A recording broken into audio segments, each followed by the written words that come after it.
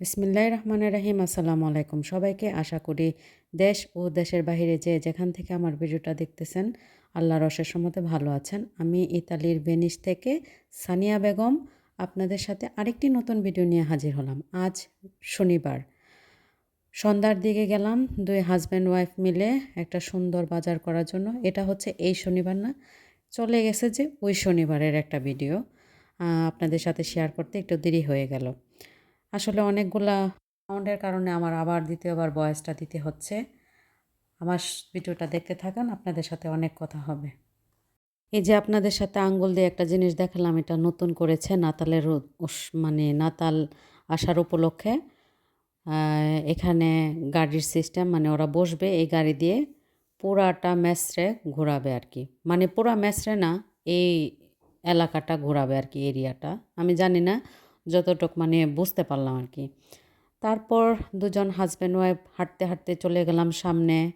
এটা একটা জুতার দোকান, এটাই দেখতেছি। মানে এখানে এখন সব আলোকিত হয়ে যাবে, যা আছে সব কিছু।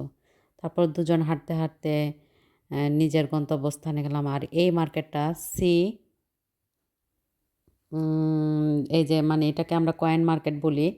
এই মার্কেটটা মানে আমি ইতালিতে আসার পর থেকে আমরা এখানে আসতেছি। ওই সময় হয় নাই, এটা অনেক আগের মার্কেট, অনেক পুরাতন মার্কেট। মানে দেখলে অনেক ভালো লাগে। আগের জায়গাতে আসলে পুরনো স্মৃতিগুলো মনে হয়ে যায়। দুজন হাজব্যান্ড ওয়াইফ হাঁটতে হাঁটতে নিজেদের গন্তব্যস্থানে যাচ্ছি। কফি খেলাম। এই বারটা আমার খুবই খুবই পছন্দের একটা বার এবং আমার একটা ফেভারিট বারের মধ্যে পড়ে। যখন আমার বাসা এদিক দিয়ে ছিল, আমি এই বারে প্রতিদিন একবার হলেও আসতে পারছি। আমার কাছে খুব ভালো, তার জন্য আমি আবার যখন আসছি একটু ভিডিও করে নিলাম এবং আপনাদের সাথেও শেয়ার করলাম। আমার ভিডিওটা যদি আপনাদের কাছে ভালো লেগে থাকে অবশ্যই লাইক কমেন্ট শেয়ার দিবেন আর আমাকে সাপোর্ট করবেন। কেমন লাগছে আমার ভিডিওটা? এই যে দেখুন কত সুন্দর সবজি।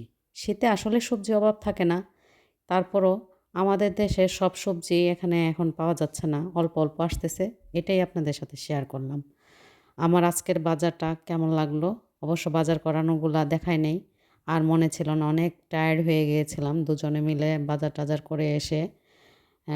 অনেক টায়ার্ড হয়ে গেলাম। ভালো থাকবেন, সবাইকে ভালো রাখবেন। আল্লাহ হাফেজ।